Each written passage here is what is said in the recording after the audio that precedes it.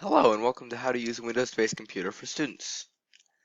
In this video, I will be discussing how to use a web browser.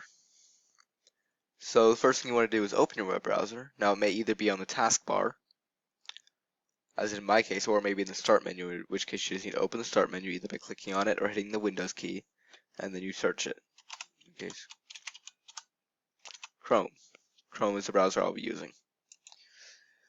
And so when you open it, you're immediately brought to the new tab page, which has a few very basic functions to it. The first thing is you can either use the bar here on Google or the bar on the top to search things. So if I wanted to search for, say, car,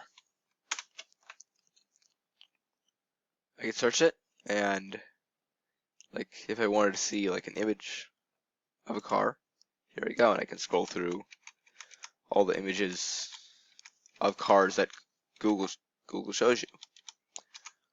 Or if I wanted to be more specific and do a specific type of car, like say Honda Civic, then I could do that, and then I would get pictures of Honda Civics. Now say I'm going to take this one. Say I want to use it in like a project I'm working on. How do I get it so I can put it into a project? Well, first thing you're gonna have to do, well, there's two ways. One, you can either right click on it and you can click copy image, and then you go to your document and then right click and then hit paste image. Here I'll actually show you that. Word pad, and then if I right click paste, and then there are my images. Or I'm not going to save that. Or if I want to use the image of something else, say a USB flash drive, I hit save image as, and then I give it a name. In my case, I'm going to type Honda Civic, and then I save it, and then it downloads it. So that's something nice.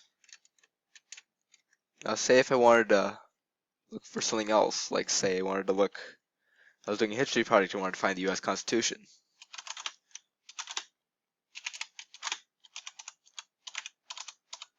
I'd type it in, and then I'd find one of the web pages that has what I need. I think this one probably has it. Yes, here we go. Here's the entirety of the US Constitution. And now, say I want to come back to this web page a lot. Like, if I'm doing a Constitution unit in school, I'm going to need to be able to come back here to study for the test or do a project.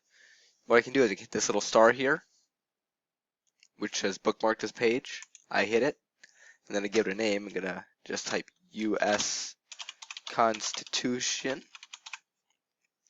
I can put that in the bookmarks bar. Then I hit done. And then because I have a lot of bookmarks here already, it's going to show up in this area with the arrows. I just click on the arrows, and here it is. So I say close out of it, close my web browser. If I come back, I'm going to use taskbar icon. I can go over here, click on it, and then I open it up and it's back. And I can also open up other bookmarks, like say weather or Amazon.com.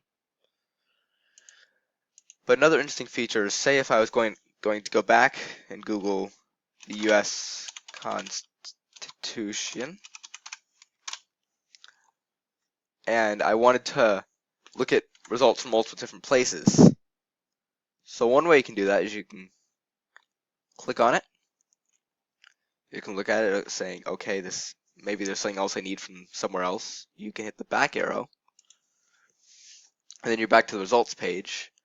Then you can click on another one of the results. See if this has what you need. Or, if you want to be really quick about it, you hold down the control key, which is at the very bottom left of your keyboard, and then you click on both of them. and then they open up in new tabs at the top of your browser. You can also make a new tab by hitting this button here, which also brings you automatically into that new tab where you can search things. Another thing you may want to do is type in a URL, like say if you know exactly where you need to go, but you just need to go there, like say I wanted to go to weather.com. If you type it in, now sometimes it'll give you highlighted areas like that. That's a suggested based on stuff you've searched in the past. And then you hit enter, and then you're at weather.com.